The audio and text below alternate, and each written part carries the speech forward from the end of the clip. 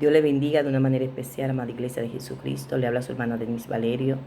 Quise pasar por aquí dejando una lectura bíblica que se encuentra en Efesios, el capítulo 1, en su verso 13.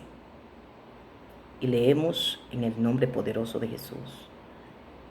En él también vosotros, habiendo oído la palabra de verdad, el evangelio de vuestra salvación, y habiendo creído en él, fuiste sellado con el Espíritu Santo de la promesa.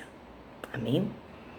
Padre eterno, Padre glorioso, en el nombre de Jesús te damos las gracias por un nuevo amanecer. Te damos gracias por la oportunidad que nos da de hablar de tu palabra, de hablar de ti, porque la palabra tuya, Padre eterno, nos habla de cuál es la perfecta voluntad que tú tienes para nosotros. Te doy gracias por tu amor y por tu misericordia. Que esta palabra, Padre eterno, primeramente salte tu nombre y que tu nombre sea santificado. Y segundo, que todos aquellos que van a mirar este video seamos edificados en la presencia de tu Hijo Jesucristo. En el nombre poderoso de Jesús. Amén, amén, amén. Dios le bendiga, mis amados hermanos. Quise pasar por aquí dejando un pensamiento. Alabado sea el Señor. Fíjese de algo, amados hermanos. En el tiempo que tengo de ser cristiana, he escuchado muchas cosas de los cuales de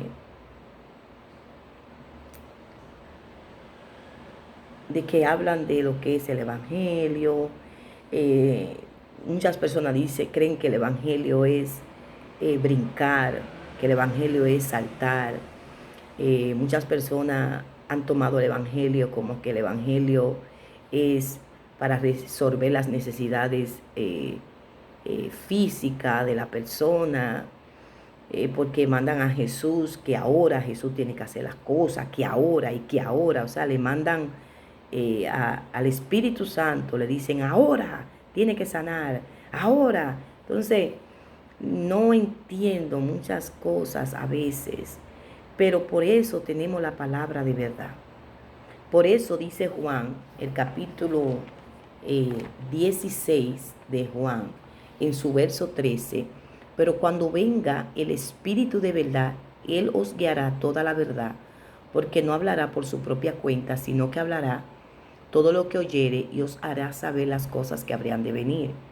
Por eso es muy importante, amados hermanos, que usted y yo conozcamos al Espíritu Santo. Fíjese bien, aquí el apóstol Pablo, inspirado por el Espíritu Santo, en su verso 13 dice, en el cual vosotros, habiendo oído la palabra de verdad. Oiga bien, o sea, primeramente nos das a entender lo que dice Mateo, el capítulo 28, en su verso 19 y 20. Por tanto, y hacer discípulo a todas las naciones, bautizándolo en el nombre del Padre y del Hijo y del Espíritu Santo. Entonces, fíjese aquí, verso 20, enseñándoles que guarden todas las cosas que os he mandado, y aquí yo estoy con vosotros todos los días hasta el fin del mundo. Amén. Y fíjese, se conecta porque aquí dice, en el cual vosotros habiendo oído la palabra de verdad. O sea, no es solamente que usted acepte a Cristo y se quede ahí. Ah, bueno, ya acepté a Cristo. Lo hice mi suficiente Dios y Salvador. No, no solamente es eso. Alabados al Señor. O sea, aceptamos a Cristo, pero también tenemos que aceptar su palabra. Y tenemos que discernir en el Espíritu lo que viene de Dios y lo que no es de Dios. ¿Por qué? Porque 1 Timoteo, el capítulo 4, en su verso 1, nos dice, pero el Espíritu, o sea, el Espíritu, si usted se da cuenta, el Espíritu aquí está con letra mayúscula. Dice claramente que en los postreros tiempos, algunos apostatarán de la fe, escuchando a Espíritu. Ahora dice Espíritu con letra pequeña, engañadores y a doctrina de demonios. O sea, tenemos que tener discernimiento, pedirle al Espíritu Santo que nos dé discernimiento para nosotros saber lo que viene de Dios y para saber lo que no viene de Dios. Por eso fue que nuestro Señor Jesucristo, en Mateo, el capítulo 24, cuando los discípulos le preguntaron acerca de la señal de su regreso, Jesucristo, la primera señal, amados hermanos, que dio, fue la que dijo: mira que nadie os engañes, porque se levantarán muchos falsos cristos, muchos falsos profetas. Entonces Jesucristo sabía que antes de su regreso iba a haber por el mundo entero, amados hermanos, un engaño religioso. Entonces, por eso es muy importante que nosotros nos esforcemos por oír la palabra de verdad. Porque cuando usted y yo escuchamos la palabra de verdad, mire qué dice: el evangelio de vuestra salvación. O sea, el evangelio de vuestra salvación. Oiga bien, entonces, ¿qué es esto? Vamos a ver, vamos a pararnos ahí. Vamos a ver qué es la salvación.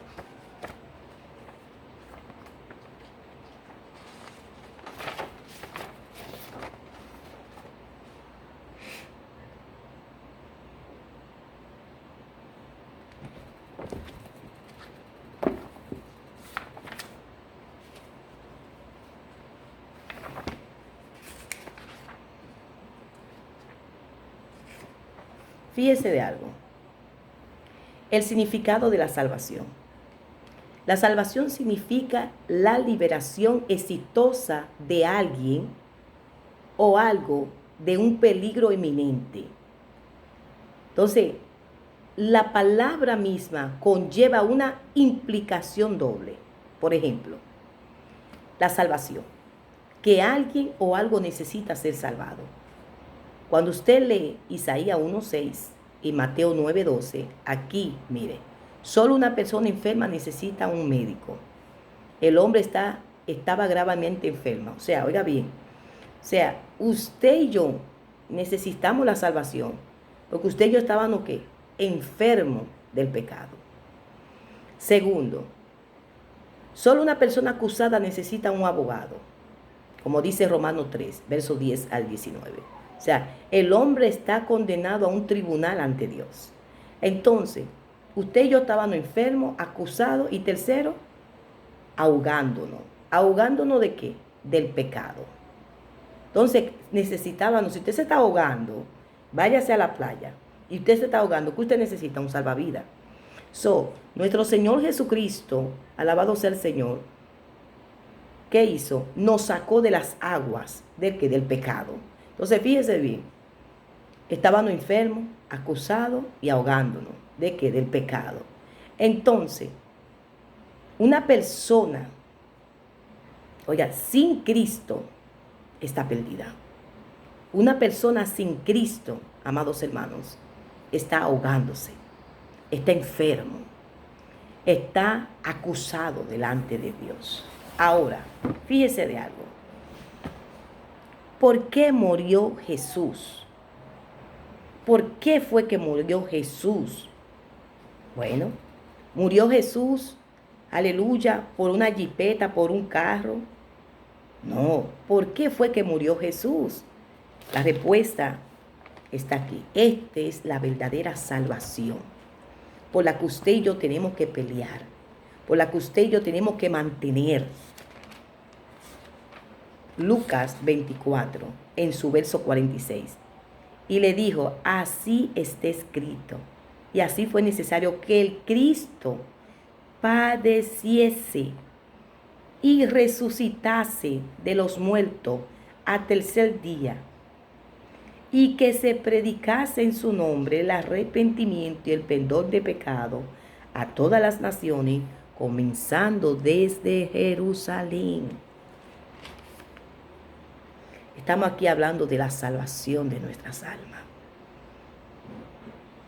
Este cuerpo, hermano, cuando usted y yo morimos, se vuelve polvo. Polvo eres y al polvo volverá. Alabado sea el Señor.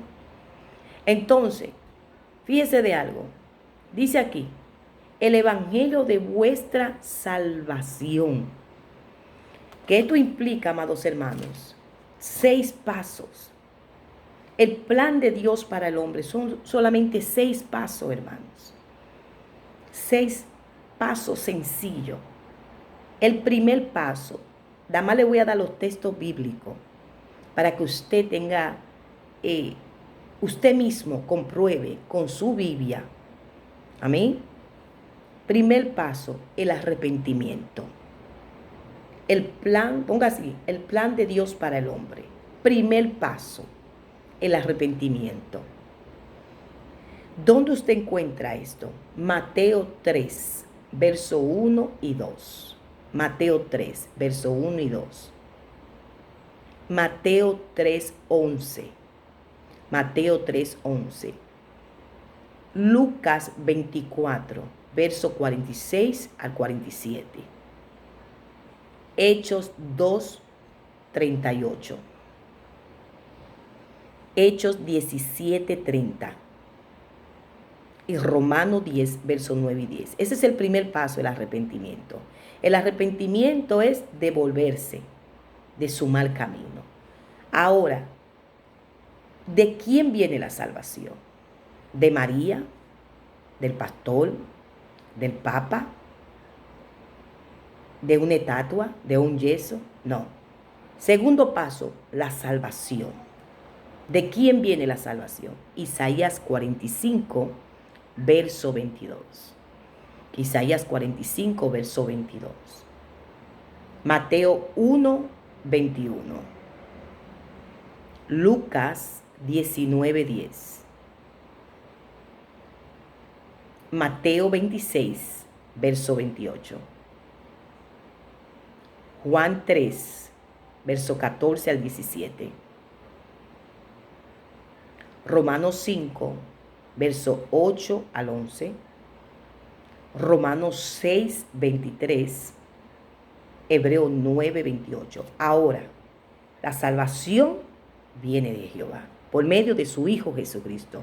El tercer paso es el bautismo en agua. Textos bíblicos. Mateo 3, 16. Mateo 28, 19. Marcos 16, 16. Hechos 8, del verso 12 al 16. Hechos 10, verso 47 al 48. Y Hechos 19, del verso 3 al 5.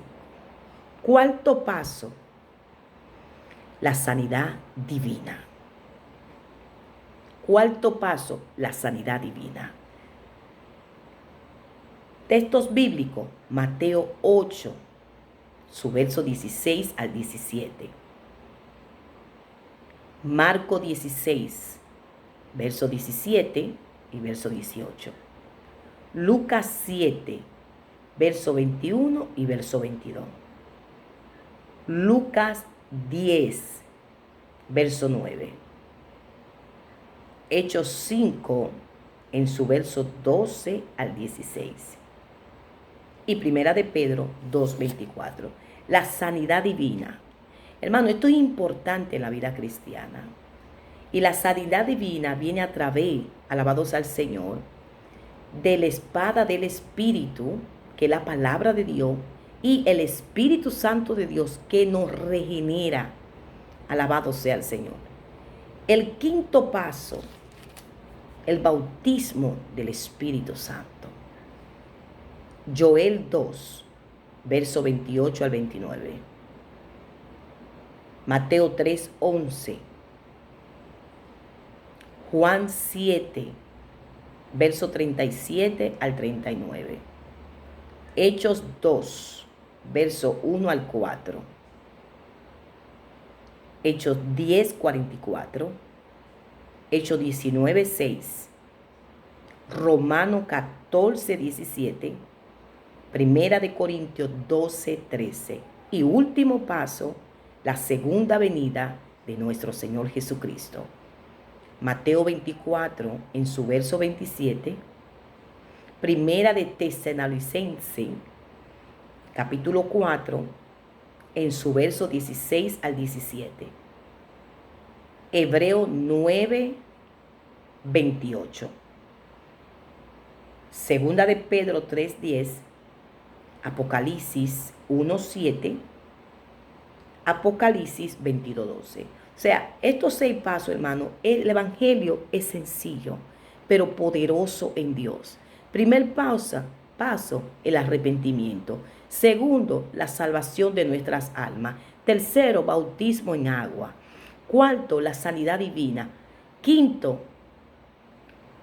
el bautismo del Espíritu Santo. Y por último, la segunda venida de nuestro Señor Jesucristo. Fíjese de algo. Entonces, sigue diciendo el apóstol Pablo aquí.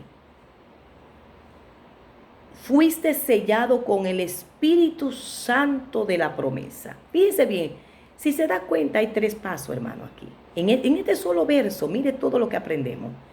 Primer paso, en él también vosotros, habiendo oído la palabra de verdad. O sea, escuchar la palabra de verdad. Escuchar la palabra. ¿Ve? Escuchar la palabra. Segundo paso, el evangelio de vuestra salvación, la salvación, que tenemos una necesidad, que para nuestras almas, necesitamos. ¿Por qué? Porque estamos enfermos del pecado, nos estamos ahogando con el pecado y estamos acusados delante de Dios.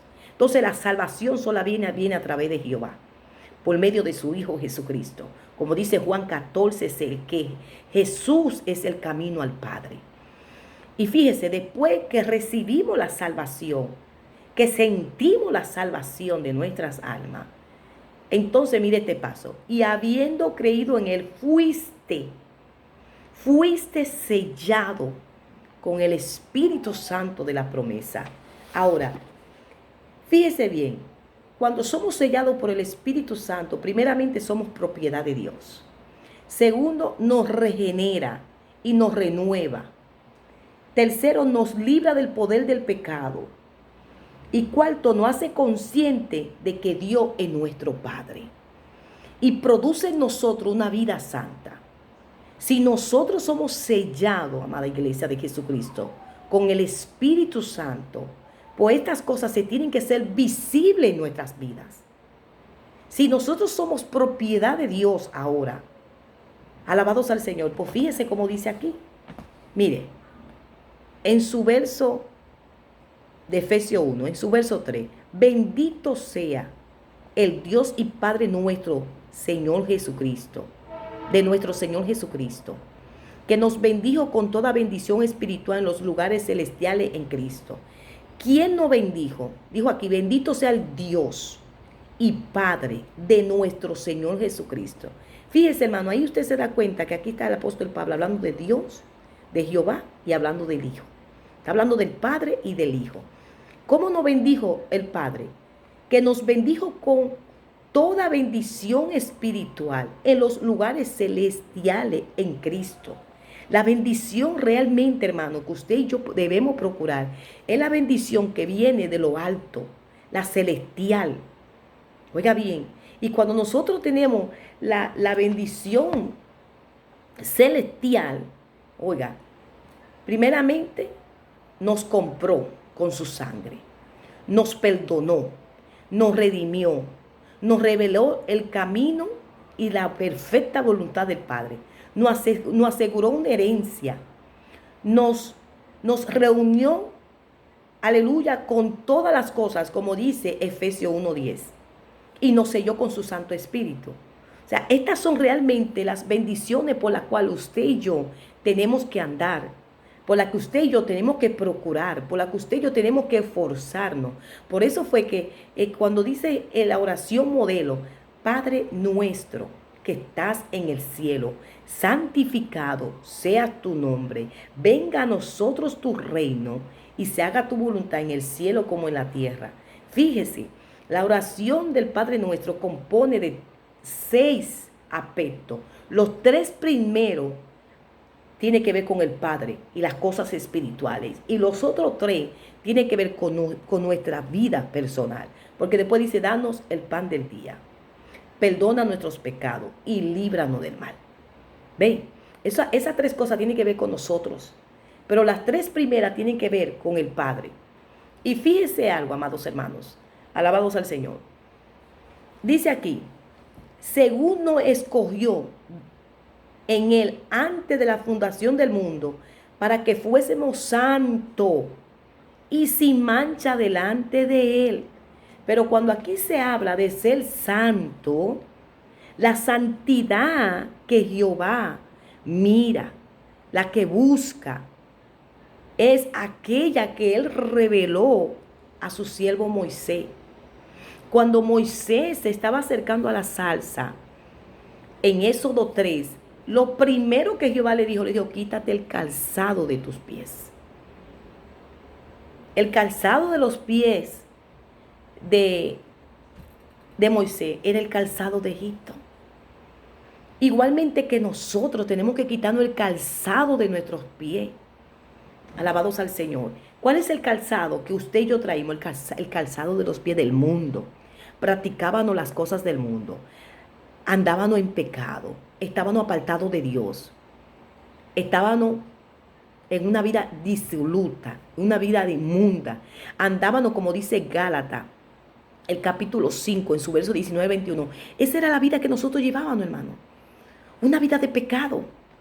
Pero ahora se nos dice que nos pongamos un calzado. ¿Y cuál calzado se nos dice que nos ponga? En Efesios, el capítulo 6, mire cuál es el calzado. En su verso 15, y calzado los pies en el apresto del evangelio de la paz. Ahora usted y yo tenemos que ponernos el calzado, aleluya, del evangelio de nuestro Señor Jesucristo. ¿Qué es para qué? Para salvación de nuestras almas. Santo. Que es para la salvación de nuestras almas. Alabados al Señor. Por eso, hermano, es que la salvación es individual. Por eso, hermano, que usted y yo un día vamos a estar frente a Dios y vamos a tener que dar la cara por lo bueno y por lo malo. Alabados al Señor. Por eso es responsabilidad de usted, responsabilidad mía, estar pegado de la vid, que es Cristo, y nosotros somos los pámpanos. Por eso es que recae sobre nosotros la responsabilidad de nuestra salvación, no la del pastor. El pastor está ahí solamente para guiarnos. ¿A dónde? A Cristo y a su palabra. Y si el pastor no nos guía a Cristo y su palabra, estamos fritos. El pastor no está para enseñorearnos, para dominarnos. No. El pastor está para declararnos toda la voluntad de Jehová que está escrita en su palabra. Y para refutar la herejía, las falsas enseñanzas. Para llevarnos a donde, al monte de Sinaí, alabados al Señor, que es donde se dio la palabra de Dios. Cuando usted conoce la palabra, cuando usted conoce la palabra revelada según el Espíritu Santo, en usted y en mí se tiene que ver lo que dice Efesios 4:20. Mas vosotros no habéis aprendido hacia Cristo. Si en verdad le habéis oído y habéis sido por él enseñado conforme a la verdad que está en Jesús, en cuanto a la pasada manera de vivir, despojaos del viejo hombre, que está viciado conforme a los deseos engañosos y renovado en el espíritu de vuestras mentes, y vestido del nuevo hombre, creado según Dios en la justicia y en la santidad de la verdad. Entonces la santidad, hermano, es una separación del pecado. Por eso fue que Jesucristo en Juan 17, léese esa oración, le dijo al Padre, santifícalo en tu verdad. Tu palabra es la verdad. De la única manera que usted y yo podemos ser santificados, hermano, no es brincando, no es saltando, no es solamente hablando lengua. Óigame bien, si una persona que está hablando en lengua, pero esa persona no está consagrada a Cristo, no obedece la palabra de Dios, ni procura obedecerla, alabados al Señor, cualquier manifestación que esa persona tenga, no es la del Espíritu Santo. No lo es, hermanos. Entonces, alabados al Señor, ser santo, alabados al Señor, es una separación del pecado. Nosotros llegamos con una vida de pecado, hermano. Pero la palabra de Dios va ordenando nuestros pasos, como dice Salmo 119 en su verso 133. Como dice también el verso 105, ahora es una lámpara a nuestros pies. Por eso es importante que usted y yo nos pongamos el calzado aleluya, del Evangelio. Por eso es importante, hermano, que usted y yo, la lupa que nosotros tengamos sea la palabra de Dios. Que examinemos las cosas a través del Espíritu Santo. Que cuando el Espíritu Santo nos sella, nos hace propiedad de Dios. Y si somos propiedad de Dios, entonces ahora vamos a procurar y vamos a esforzarnos. ¿Por qué? Por conocerle, por saber cuál es su voluntad, lo que le agrada, lo que no le agrada. Y todo eso solamente lo podemos hacer a través de escoger diariamente, ya sea media hora, 20 minutos, porque usted no tiene que estar 10 horas, 15 horas, no. No, hermano. Coja una china y prímala bien. Y ese jugo de china, de jugo natural, le es más beneficiado de uno de esos jugos que usted compra por ahí, que ya vienen procesados. Entonces así debemos nosotros coger, son 66 libros que tiene la Biblia, y coger un libro y coger una macota, hermano, una libreta, y hacer nuestros apuntes personales, estudiar, examinar. Y cuando examinamos la palabra, decimos, ¿qué es esto que me quiere decir? Meditar en la palabra. No vaya corriendo, hermano, estudiando la Biblia. Examine el paso. Si usted ve que solamente, mire, en un solo verso de la Biblia, mire cuánta alimentación hemos encontrado. Pero ese verso de la Biblia se conecta con la Biblia completa. Fíjese, dice, fuiste sellado con el Espíritu Santo en la promesa. Pero entonces se conecta con Juan, el capítulo 14, en su verso 16. Y yo rogaré al Padre, y os dará otro consolador para que esté con vosotros para siempre, el Espíritu de verdad, el cual el mundo no puede recibir porque no lo ve ni le conoce, pero vosotros le conocéis porque mora con vosotros y estará en vosotros. O sea, Jesús, se ha cumplido la promesa, y ese complemento tuvo, en Hechos, el capítulo 2, hermanos. En su verso, alabado sea el Señor, 1 al 4, cuando la iglesia fue revestida del poder de Dios. Entonces, cuando usted y yo somos sellados con el Espíritu Santo, alabado sea el Señor, somos marcados como propiedad de Dios. Mediante la concesión del Espíritu Santo, Dios marca al creyente como suyo. Por lo tanto, el creyente tiene la evidencia de que es hijo de Dios, adoptado, y que su redención es verdadera cuando disfruta de la presencia del Espíritu Santo en su vida. Mire cómo dice el verso 5. En amor, habiéndonos predestinado para ser dotados hijos suyos por medio de Jesucristo, según el puro efecto de su voluntad. Por medio de Jesucristo, hermano. Es que somos adoptados hijos de Dios. Oiga bien, el creyente puede saber que de veras pertenece a Dios cuando el Espíritu Santo lo regenera y lo renueva. Cuando usted lee Juan 1 en su verso 12 al 13, usted se da cuenta. Cuando usted acepta a Cristo en su corazón, usted es hijo de Dios. Y en Juan 3, en su verso 3 al 6, allí se habla de la regeneración. O sea, para que usted y yo veamos el reino de los cielos, tenemos que nacer en el Espíritu. Tenemos que tener una regeneración, y esa regeneración empieza en la mente. ¿A través de qué? De la palabra, de la espada que es el Espíritu, la palabra de Dios. Como dice Romanos capítulo 12, hermano, en su verso 1 y 2. El verso 2 dice, no te conformes a este mundo, no te conformes a este siglo. Conoce cuál es la verdadera voluntad de Dios. Por eso que usted ve que hay tanto engaño religioso. ¿Por qué? Porque la persona no se sienta.